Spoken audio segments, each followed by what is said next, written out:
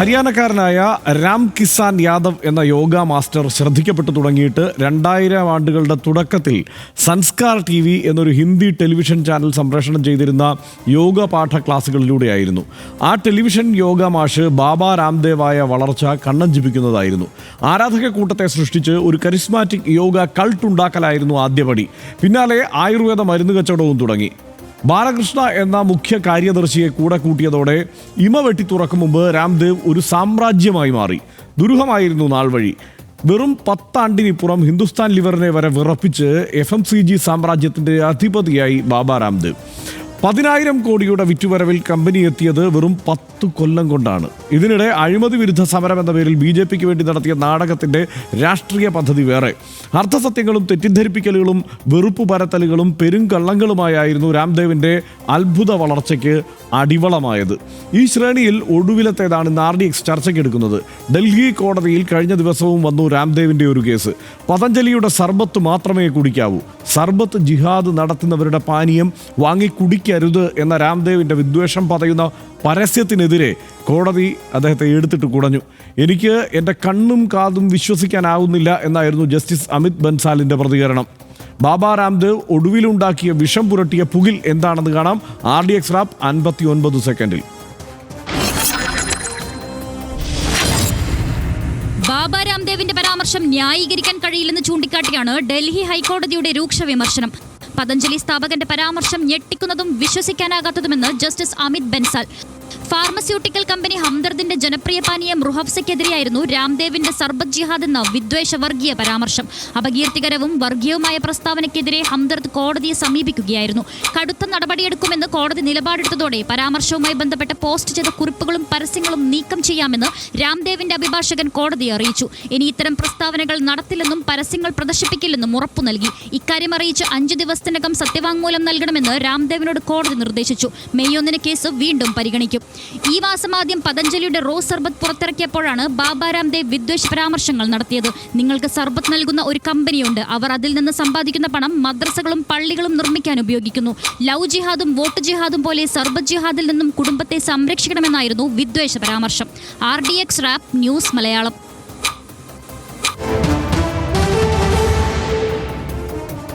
ബാബ രാംദേവിൻ്റെ സർബത്ത് ജിഹാദിനെ കുറിച്ച് നമുക്ക് ഒന്ന് പരിശോധിക്കാം. രാംദേവ് വർഗീയതയും അപകീർത്തികരവുമായ പരാമർശം നടത്തിയത് ഏപ്രിൽ 3-നാണ്. ഈ വിദ്വേഷ പരാമർശം സ്വന്തം ഉൽപ്പന്നമായ പതഞ്ജലി റോസ് സർബത്തിൻ്റെ പ്രൊമോഷനിടെയായിരുന്നു. പ്രത്യേക കമ്പനി സർബത്ത് വിറ്റ് കിട്ടുന്ന പണം കൊണ്ട് മദ്രസയും പള്ളികളും നിർമ്മിക്കുകയാണ് എന്നതായിരുന്നു രാംദേവിൻ്റെ ഒരു പരാമർശം. പതഞ്ജലിയുടെ സർബത്ത് കുടിച്ചാൽ വളരുക ഗുരുകുലവും ആചാര്യ കുലങ്ങളുമാണ്. അപകീർത്തി പരാമർശം റൂഹ് ഹഫ്സ എന്ന പേരിൽ പറയാതെ സൂചനകൾ നൽകിക്കൊണ്ടായിരുന്നു. സർബത്ത് എന്ന പേരിൽ ടോയ്ലറ്റ് ക്ലീനറുകൾ വിൽക്കുന്നു എന്ന് വീഡിയോ പങ്കുവച്ച് പതഞ്ജലിയുടെ പോസ്റ്റും വന്നു. ഇത്തരം വിഷയങ്ങളിൽ നിന്ന് കുടുംബത്തെയും കുട്ടികളെയും രക്ഷിക്കൂ എന്നായിരുന്നു ആഹ്വാനം. പതഞ്ജലി ഉൽപ്പന്നം മാത്രം വീട്ടിലേക്ക് കൊണ്ടുവരിക എന്നും രാംദേവിൻ്റെ വീഡിയോയിൽ പറയുന്നു. ഇനി ഈ പേര് റൂഹ് ഹഫ്സയുടെ പേര് പറഞ്ഞിട്ടില്ലല്ലോ എന്ന ന്യായമാണ് രാംദേവ് പിന്നീട് പറഞ്ഞത്. പരാമർശം വിവാദമായപ്പോഴാണ് ഈ പേര് പറഞ്ഞിട്ടില്ല എന്നുള്ള വിശദീകരണവുമായി രാംദേവ് രംഗത്തെത്തിയത്. റൂഹ് ഹഫ്സ സ്വയം സർബത്ത് ജിഹാദ് ഏറ്റെടുത്തു എന്നും ആ ഘട്ടത്തിൽ രാംദേവ് ആരോപിച്ചു. ഇനി എന്താണ് റൂഹ് ഹഫ്സ എന്നുകൂടി നമുക്ക് നോക്കാം. തെക്കനേഷ്യൻ രാജ്യങ്ങളിൽ പ്രചാരമുള്ള വേനൽക്കാലത്ത് ഉപയോഗിക്കുന്ന പരമ്പരാഗത മധുരപാനീയമാണ്. ആത്മാവിന് ആശ്വാസം നൽകുന്നത് എന്നാണ് റൂഹ് ഹഫ്സയുടെ അർത്ഥം. പനിനീർപ്പൂവ്, പഴങ്ങൾ, ഔഷധ സസ്യങ്ങൾ എന്നിവയൊക്കെ ചേർത്ത് നിർമ്മിക്കുന്ന ദാഹശമനിയാണ്. റമസാൻ ഇഫ്താറുകളിൽ ജ്യൂസുകൾ പോലെ ഒഴിവാക്കാനാവാത്ത പാനീയം. 1907 ഡൽഹിയിൽ യുനാനി വൈദ്യൻ ഹക്കീം ഹാഫിസ് അബ്ദുൽ മജീദാണ് ഇത് അവതരിപ്പിച്ചത്. ഹംദർദ് ലബോറട്ടറി സ്ഥാപിച്ചായിരുന്നു റൂഹ് ഹഫ്സ നിർമ്മിച്ചെടുത്തിരുന്നത്. ഇന്ത്യ പാക് വിഭജനത്തോടെ പാകിസ്ഥാനിലും ബംഗ്ലാദേശിലും ഹംദർദ് ലബോറട്ടറി സ്ഥാപിച്ചു. നിലവിൽ ഹംദർദ് ഇന്ത്യ, പാകിസ്ഥാൻ, ബംഗ്ലാദേശ് എന്നിങ്ങനെ 3 സ്വതന്ത്ര സ്ഥാപനങ്ങളായാണ് പ്രവർത്തിക്കുന്നത്. ഈ രാംദേവിൻ്റെ കാര്യത്തിലേക്ക് നമുക്ക് വരാം. രാംദേവ് ഈ വിവാദങ്ങൾ ഒരു പുത്തരിയല്ല, ഇടയ്ക്കിടയ്ക്ക് ഇങ്ങനെ വന്നുകൊണ്ടിരിക്കും. വിവാദങ്ങൾക്ക് മേൽ വിവാദങ്ങളാണ് രാംദേവിൻ്റെയും പതഞ്ജലിയുടെയും ചരിത്രം തന്നെ. വിവാദമായ പരസ്യങ്ങളും പരാമർശങ്ങളും പല തവണ നിയമ നടപടി നേരിട്ടിട്ടുണ്ട്. പല പരസ്യങ്ങളും കോടതി കയറിയിട്ടുമുണ്ട്. 1954 drugs and magical remedies act ലംഘിച്ച് പല തവണ പരസ്യങ്ങൾ വന്നു. നിയമപ്രകാരം 54 രോഗങ്ങൾക്കോ അവസ്ഥകൾക്കോ അത്ഭുത രോഗശാന്തി പരസ്യം നൽകാൻ പാടില്ല. ക്യാൻസർ, പ്രമേഹം, ഹൃദയ സംബന്ധമായ അസുഖങ്ങൾ എന്നിവയെല്ലാം ഇതിൽ ഉൾപ്പെടും. ലിപ്പിഡോം, കൊറോണിൽ മരുന്നുകളുടെ പരസ്യമാണ് വലിയ വിവാദമായതും പിന്നീട് കോടതി കയറിയതും. കോവിഡിനെ നന്നായി ബാബ രാംദേവ് മുതലെടുത്തു. 2021 ഫെബ്രുവരിയിൽ കോവിഡ് പ്രതിരോധം അവകാശപ്പെട്ട് കൊറോണയിൽ മരുന്ന് അവതരിപ്പിച്ചു. ലോഞ്ചിങ്ങിൽ പങ്കെടുത്തത് അന്നത്തെ ആരോഗ്യമന്ത്രി ഹർഷവർദ്ധനും നിതിൻ ഗഡ്കരിയുമാണ്. മരുന്ന് WHO മാനദണ്ഡങ്ങളോടെ അംഗീകാരം നേടിയതാണ് എന്നായിരുന്നു അവകാശവാദം. അംഗീകാരം നൽകിയില്ലെന്ന് WHO പറഞ്ഞതോടെ പതഞ്ജലിക്ക് തിരുത്തേണ്ടി വന്നു. കൊറോണയിൽ അവകാശവാദങ്ങളെല്ലാം പിൻവലിക്കണമെന്ന് ഡൽഹി ഹൈക്കോടതി പറഞ്ഞു. 4 മാസം കൊണ്ട് മാത്രം മരുന്ന് നേടിയത് 250 കോടിയുടെ വിറ്റുവരവാണ്. രാംദേവും IMAയും തമ്മിൽ ഈ വിഷയത്തിൽ നിരന്തരമായുള്ള തർക്കങ്ങൾ ഉണ്ടാവാറുണ്ട്. ലക്ഷക്കണക്കിന് ആളുകളുടെ കൊലയാളിയാണ് അലോപ്പതി എന്നാണ് രാംദേവിൻ്റെ സിദ്ധാന്തം. ഫാർമയും മെഡിക്കൽ മേഖലയും തെറ്റിദ്ധാരണ പ്രചരിപ്പിക്കുന്നു എന്നും രാംദേവ് ഇങ്ങനെ നിരന്തരം പറഞ്ഞുകൊണ്ടിരിക്കുന്നു. കോവിഡിന് കാരണം അലോപ്പതി മരുന്നുകളാണ് എന്ന വിവാദ പരാമർശവും രാംദേവിൻ്റേതായിട്ടുണ്ട്. നിയമ നടപടികളിലേക്ക് കടന്ന് ഇന്ത്യൻ മെഡിക്കൽ അസോസിയേഷനും രംഗത്തെത്തി. രോഗശമന ശേഷി അവകാശപ്പെട്ട് ഇനി പരസ്യം നൽകില്ലെന്ന് പതഞ്ജലി പിന്നീട് കോടതിയിൽ പറയുന്ന സ്ഥിതിയുണ്ടായി. മറ്റ് ചികിത്സാ രീതികളെ തള്ളി പ്രസ്താവന നടത്തില്ല എന്നും പിന്നീട് രാംദേവ് പറഞ്ഞു. പക്ഷേ ആ ഉറപ്പെല്ലാം ലംഘിച്ചു. വീണ്ടും പതഞ്ജലിയുടെ തെറ്റിദ്ധാരണ പരത്തുന്ന പരസ്യങ്ങൾ വന്നു. 2024 ഫെബ്രുവരി 27 പതഞ്ജലിക്കും രാംദേവിനും കോടതി പിന്നെയും നോട്ടീസ് അയച്ചു. ഇനി ഇത്തരം പരസ്യങ്ങൾ നൽകില്ലെന്ന് ഉറപ്പ് നൽകി പതഞ്ജലി MD ആചാര്യ ബാലകൃഷ്ണ വീണ്ടും രംഗത്തെത്തി. അത് വലിയ വാർത്തയൊക്കെ ആയിരുന്നു. നിയമം പഴഞ്ചനാണെന്നും പതഞ്ജലിക്ക് ശാസ്ത്രീയത ഉണ്ടെന്നും ചൂണ്ടിക്കാട്ടിയുള്ള സത്യവാങ്മൂലം കൊടുത്തു. സത്യവാങ്മൂലം സ്വീകരിച്ചില്ല, നിങ്ങൾ അത്ര നിഷ്കളങ്കനല്ല എന്ന് രാംദേവിനോട് കോടതി പറഞ്ഞു. രാംദേവിനെ സുപ്രീം കോടതി നേരിട്ട് വിളിച്ചു വരുത്തി വിമർശിക്കുകയും ചെയ്തു. കേന്ദ്രം എന്തുകൊണ്ട് നടപടിയെടുത്തില്ലെന്നും സുപ്രീം കോടതി അന്ന് ചോദ്യമുയർത്തി. 2024 ഓഗസ്റ്റ് 13 കോടതി മാപ്പപേക്ഷ സ്വീകരിച്ച് കേസ് അവസാനിപ്പിച്ചത്. കേരളത്തിലും കേസുണ്ട്. തെറ്റിദ്ധരിപ്പിക്കുന്ന പരസ്യങ്ങൾക്കെതിരെ കേരളത്തിലും പതഞ്ജലിക്കെതിരെ കേസ് വന്നത് Palakkad judicial first class magistrate കോടതിയിലാണ്. അന്ന് കോടതി അറസ്റ്റ് വാറണ്ട് പുറപ്പെടുവിച്ചിട്ടുമുണ്ട്. ഇതാണ് ചരിത്രം. സനീഷേ, നമ്മൾ ഇത്തവണ ഒരു ഇഫ്താർ തുറക്കുന്നിടത്ത് ഈ ഹംദർദിന്റെ ശർബത്ത് കുടിച്ച് ഇഫ്താർ തുറന്നിരുന്നു. ഓർമ്മയുണ്ടോ? നല്ല ടേസ്റ്റ് ആബിദിന്റെ അടുത്ത്. അത് നമ്മൾ ഇതിനെക്കുറിച്ച് വിശദമായി ചർച്ച ചെയ്യുകയും ചെയ്തതാണ്, ഹംദർദിന്റെ ശർബത്തിനെ കുറിച്ച്. ഇപ്പോൾ ഈ മട്ടിലുള്ള വിദ്വേഷ പരാമർശങ്ങൾക്കും ഇങ്ങനെയുള്ള ആളുകളെ തെറ്റിദ്ധരിപ്പിക്കലല്ലോ, വിഷം കുത്തിവെക്കുന്ന പരിപാടിയിലേക്കും ഈ കാര്യത്തിലും രാംദേവ് കടന്നിരിക്കുന്നു. അതാണ്, എന്തൊരു ടേസ്റ്റ് ആയിരുന്നല്ലോ അതിന്. അതായത് വളരെ രുചികരമായ കാര്യമായതുകൊണ്ട് അത് പല ഭാഗത്തും മനുഷ്യർ ഉപയോഗിക്കുകയാണ്.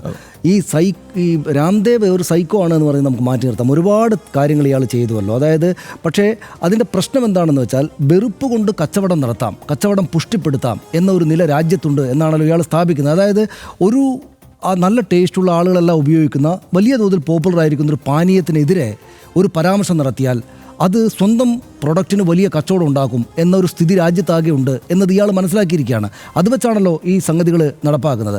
യഥാർത്ഥത്തിൽ ഈ സുപ്രീം കോടതികൾ അല്ലെങ്കിൽ ഉന്നത നീതിന്യായ പീഠങ്ങളില്ലെങ്കിൽ ഇതിപ്പോൾ സമീപകാലത്തൊരു സ്ഥിരം കാഴ്ചയാണ്. അതായത് ഇതര മതത്തിൻ്റെ, പ്രത്യേകിച്ചും ഈ മുസ്ലിം മതവുമായി ബന്ധപ്പെട്ടത് എന്ന് ഇവർ തന്നെ പ്രചരിപ്പിക്കുന്ന പല സംഗതികളെയും ആ പേര് പറഞ്ഞിട്ട് അപരവൽക്കരിക്കുക, എന്നിട്ട് സ്വന്തം പ്രൊഡക്റ്റിന് കച്ചവടം ഉണ്ടാക്കി മാറ്റുക. ഇപ്പോൾ കഴിഞ്ഞ ദിവസം ഉറുദുവുമായി ബന്ധപ്പെട്ട്, ഉറുദു എല്ലാ മനുഷ്യരുടെയും ഭാഷയാണ്. പണ്ടൊക്കെയുള്ള ഹിന്ദി പടങ്ങളിൽ മുഴുവൻ ഉറുദുവിൽ കൂടെ ടൈറ്റിൽ എഴുതിയിട്ടുണ്ടാവും. ഉറുദു ഈ മുസ്ലിം വിഭാഗങ്ങളുടെ ഭാഷയാണെന്ന് പറഞ്ഞ് ഇന്നലെ കഴിഞ്ഞ ദിവസം ഒരാൾ കോടതിയിൽ പോയി. കോടതി ഇതുപോലെ ഞെട്ടി. കോടതി ചോദിച്ചു, നിങ്ങൾ എന്താണ് ഈ പറയുന്നത്? അതായത് ഈ ഭാഷ മനുഷ്യരെല്ലാവരും ഉപയോഗിക്കുന്നതല്ലേ എന്ന് കോടതി ചോദിച്ചു. ഇതേ കാര്യം പറഞ്ഞിട്ട് ആ ആളെ പിരിച്ചുവിട്ടു. ഇതിപ്പം എനിക്ക് തലപെരുക്കുന്നു എന്ന മറ്റോ ജഡ്ജി പറഞ്ഞത്. അതാണ് കോടതി പറഞ്ഞത്. അതായത് ഇതെന്താണിത്? ഒരു ആളുകളെല്ലാവരും ഭക്ഷിക്കുന്ന, മനുഷ്യർ സന്തോഷത്തോടെ കഴിക്കുന്ന, സന്തോഷം ഉണ്ടാക്കുന്ന ഈ പാനീയത്തിൻ്റെ പേരിൽ ഈ വെറുപ്പ് പ്രചരിപ്പിക്കുക, ഹെയ്റ്റ് പ്രചരിപ്പിക്കുക. എന്നിട്ട് അത് ഇയാൾ ഇതുപോലൊരു സൈക്കോ കക്ഷി പ്രചരിപ്പിക്കുന്നതെന്ന് മാത്രമല്ല അത് വലിയ കച്ചവട നേട്ടം അയാൾക്ക് ഉണ്ടാക്കി കൊടുക്കുന്ന സ്ഥിതി രാജ്യത്താകെ ഉണ്ടായിരിക്കുക. ഇത് അങ്ങേയറ്റം സങ്കടകരവും രോഷവും ഉണ്ടാക്കുന്നതാണ്. ഈ രാംദേവിൻ്റെ കാര്യം പിന്നെ നമ്മൾ പലതവണ ചർച്ച ചെയ്തതാണ്. ചിലപ്പോഴൊക്കെ ചിരിക്കാനാണ് തോന്നുക, എന്തൊരു പരിഹാസ്യമായ കാര്യമാണിതെന്ന്. ചിലപ്പോഴും പക്ഷേ അങ്ങേയറ്റം വലിയ രോഷവും വരും. ഇയാൾ എങ്ങനെ മാനിപ്പുലേറ്റ് ചെയ്തിട്ടാണ് ഈ കാര്യങ്ങൾ നടപ്പാക്കുന്നത്, അത് സമൂഹ മധ്യത്തിലേക്ക് എത്രമാത്രം വലിയ രോഷമാണ് ഉണ്ടാക്കുന്നതെന്നൊക്കെ തോന്നും. പക്ഷേ ഏതോ ഒരു ഘട്ടത്തിൽ ഈ ഹിന്ദുത്വ ശക്തികൾക്ക് തന്നെയും ഹിന്ദുത്വ താല്പര്യരായിട്ടുള്ള മനുഷ്യർക്ക് തന്നെയും ഇയാളെ എന്തോ ഒരു വിദ്വേഷം വന്നിട്ടുണ്ട്. അതുകൊണ്ട് അധികം കുറേ കാലമായിട്ട് ഇന്ത്യയുടെ പൊതുബോധത്തിൽ അങ്ങനെ പൊതുമണ്ഡലത്തിലേക്ക് അങ്ങനെ ആദ്യഘട്ടങ്ങളിൽ എന്ന പോലെ സജീവമല്ല. ആദ്യഘട്ടത്തിൽ ഉൽപ്പന്നങ്ങളുടെ പ്രചാരണത്തിന് പ്രധാനമന്ത്രി അടക്കമുള്ളവർ ഇപ്പൊ കുറച്ചായിട്ട് പക്ഷേ ആളുകൾ അങ്ങനെ ഇയാൾ പൊതുമണ്ഡലത്തിലില്ല. ഇപ്പൊ ബിസിനസ് മാത്രമായിട്ട് ഇങ്ങനെ പോവുക. ഇപ്പോഴാണ് വീണ്ടും ഒരു ഇളക്കം ഉണ്ടാകുന്നത്. അപ്പം തന്നെ സുപ്രീം കോടതിയുടെ ഭാഗത്തുനിന്ന് ഒരു അടി കിട്ടി. കാര്യം ഇതിനകത്ത് ഈ വെറുപ്പ് കൊണ്ട് കച്ചവടം ഉണ്ടാക്കുക എന്ന പരിപാടി ചിലർ നടത്തുക, അതിനകത്ത് കോടതിക്ക് ഇടപെടേണ്ടതായിട്ട് വരിക. കോടതി മനുഷ്യപക്ഷത്ത് നിന്ന് വീണ്ടും വീണ്ടും പോസിറ്റീവായിട്ട് ഇടപെട്ടുകൊണ്ടിരിക്കും. ഇതാണ് നമ്മൾ നിരന്തരമായിട്ട് കണ്ടുകൊണ്ടിരിക്കുന്നത്. അതിലെ ഏറ്റവും അവസാനത്തെ ഒടുവിലത്തെ ഒരു സംഗതിയാണിത്. ഇത് സത്യത്തിൽ കോടതി ഇടപെടുന്നു, ശുഭകരമായിട്ട് വരുന്നു, നമ്മൾ ഇങ്ങനെയൊക്കെ ചർച്ച ചെയ്യുന്നു, എങ്കിലും ഇത് അങ്ങേയറ്റം ഡിസ്റ്റർബിംഗ് ആണ്. അതായത് തീർച്ചയായും. അതാണ് മനുഷ്യർ ഇതില് പല എനിക്ക് അടരുകളായിട്ട് ജീവിക്കുമ്പോൾ വലിയ കുഴപ്പമുണ്ടാക്കാൻ വേണ്ടി ശ്രമിക്കും. ഈ ഹംദർദിന്റെ പരസ്യം ആദ്യം കാണുന്നത് ഈ രാവിലെ രാമായണവും മഹാഭാരതവും ഒക്കെ ടെലിവിഷനിൽ വന്നുകൊണ്ടിരുന്ന കാലത്ത് ഇതെല്ലാം കൂട്ടിച്ചേർത്ത് വായിക്കുമ്പം കൗതുകമുള്ള ഒരു ചരിത്രത്തിലേക്ക് നമ്മൾ പോകും. അതായത് രാമായണവും മഹാഭാരതവും ഒക്കെ വരുമ്പോൾ അതിൻ്റെ ഇടവേളകളിൽ ഇങ്ങനെ നിരന്തരം ഹംദർദിന്റെ സർബത്ത് റൂ അഫ്സ എന്ന് പറഞ്ഞിട്ടുള്ള ഈ പരസ്യം ഇങ്ങനെ വരും. അതിൻ്റെ ലോഗോ പോലും ആ കാലം മുതൽ ഇങ്ങനെ മനസ്സിൽ നിൽപ്പുണ്ട്. അപ്പോൾ അത് നമുക്കൊന്നും അങ്ങനെ അധികം കിട്ടാറില്ല. ഇവിടെ നമ്മൾ ഉപയോഗിക്കുന്ന ഒരു സംഗതി അല്ല, കൂടുതൽ നോർത്ത് ഇന്ത്യയിലേക്കൊക്കെയാണ്. ഇപ്പോഴാണ് പിന്നെയും അത് കിട്ടാൻ തുടങ്ങിയത്. അതിനുശേഷം ഇങ്ങോട്ട് നോക്കിയാൽ ഇയാളുടെ തന്നെ ഈ ബാബ രാംദേവിൻ്റെ അഭ്യാസങ്ങളുടെ തന്നെ ഒരു ചരിത്രം എടുത്താൽ ഒരു യോഗ ഗുരു എന്ന മട്ടിൽ വരുന്നു. പിന്നെ അദ്ദേഹത്തെ നമ്മൾ കാണുന്നത് എപ്പോഴാണെന്ന് ഓർമ്മയുണ്ടോ? 2011 അഴിമതി വിരുദ്ധ സമരം നടത്തുകയാണ് ഡൽഹിയിൽ. അതായത് രാംലീല മൈതാനം യോഗ അഭ്യാസത്തിന് വേണ്ടിയാണെന്ന് പറഞ്ഞിട്ട് ബുക്ക് ചെയ്യുന്നു. അതായത് ഈ ഉഡായ്പ് അന്ന് കയ്യിലുണ്ട്. അതായത് ഈ വയറിങ്ങനെ ഇട്ട് വട്ടം കറക്കുന്ന പരിപാടി. അപ്പോൾ അവിടെ ഇതിന് വേണ്ടിയിട്ട് യോഗയ്ക്ക് വേണ്ടിയിട്ടാണ് എന്ന് പറഞ്ഞിട്ടാണ് ഈ രാംലീല മൈതാനം ബുക്ക് ചെയ്യുന്നത്. അവിടെ 19,000 ആളുകൾ വന്നതിന് ശേഷം പുള്ളി പ്രഖ്യാപിക്കുകയാണ് ഇത് അഴിമതിക്കെതിരെയുള്ള സമരമാണ്, ഇത് മൻമോഹൻ സിംഗ് സർക്കാരിനെതിരെയുള്ള വലിയ സമരമാണ് എന്ന് പറഞ്ഞിട്ട് ഒരു സമരം അങ്ങ് ആരംഭിക്കുകയാണ്. ഈ സമരം ആരംഭിക്കുമ്പോൾ അതിന് ആരൊക്കെയാണ് പിന്തുണ? അതാണ് ഇതിൻ്റെ ചരിത്രത്തിലെ തമാശകൾ നമ്മൾ നോക്കിയാൽ അതിന് പിന്തുണ കൊടുത്തിട്ടുണ്ട്. കെജ്രിവാൾ അടക്കമുള്ളവരുണ്ട്, ഈ മനീഷ് സിസോദിയ അടക്കമുള്ളവരുണ്ട്. ആ സമയത്ത് അതിന് പിന്തുണ പ്രഖ്യാപിച്ചുകൊണ്ട് കിരൺ ബേദി അടക്കമുള്ളവർ വരുന്നു, അണ്ണാ ഹസാരെ വരുന്നു. ഇങ്ങനെ എല്ലാവരും വന്നിട്ട് ആ സർക്കാരിനെതിരെയുള്ള വലിയ സമരമായി ഇത് ആസൂത്രണം ചെയ്ത് അങ്ങനെ നടപ്പാക്കുന്നു. ഈ സമരത്തിന് ഇടയ്ക്ക് ഈ പോലീസിനെ എല്ലാം പറ്റിച്ചുകൊണ്ട് വന്നതുകൊണ്ട് പോലീസ് അറസ്റ്റ് ചെയ്യാൻ തീരുമാനിക്കുന്നു. പോലീസ് എത്തുമ്പോൾ കക്ഷി രക്ഷപ്പെടുന്നത് ഓർമ്മയുണ്ട്. ഒരു ചുരിദാർ എടുത്തിട്ട് മുഖം ഇങ്ങനെ ഒരു ദുപ്പട്ട കൊണ്ട് മൂടിയിട്ട് 15 അടി താഴേക്ക് എടുത്ത് ചാടിയാണ് ഇയാൾ രക്ഷപ്പെടുന്നത്. അന്ന് 2011 അന്ന് ആ വാർത്തയൊക്കെ നമ്മൾ ലൈവ് റിപ്പോർട്ട് ചെയ്യുന്നത് അതിങ്ങനെ ഓർക്കുകയാണ്. അപ്പോൾ ഇങ്ങനെ രക്ഷപ്പെട്ടിട്ട് അവിടെ നിന്ന് പോകുമ്പോൾ പരിക്കേറ്റ ഒരു സ്ത്രീ എന്നും പറഞ്ഞിട്ടാണ് പോകുന്നത്. പക്ഷേ സ്ത്രീയെ പോലീസ് പരിശോധിക്കുമ്പോൾ താടിയുണ്ട്. അങ്ങനെയാണ് പോലീസ് ഇയാളെ അറസ്റ്റ് ചെയ്യുന്നത്. അപ്പോൾ അന്ന് മുതൽ ഈ പറയുന്ന ഉഡ്ഡായിപ്പുകളിലൂടെ ഘട്ടം ഘട്ടമായി വളർന്നു എന്നുള്ളതാണ് യാഥാർത്ഥ്യം. എന്തായാലും അത് എവിടെയെങ്കിലും ഈ നിലയ്ക്കൊക്കെ ഒന്ന് കോടതിയുടെ ഭാഗത്തു നിന്നെങ്കിൽ കോടതിയുടെ ഭാഗത്തു നിന്ന് ഒന്ന് പിടികൂടുന്നത് നല്ലതാണ്.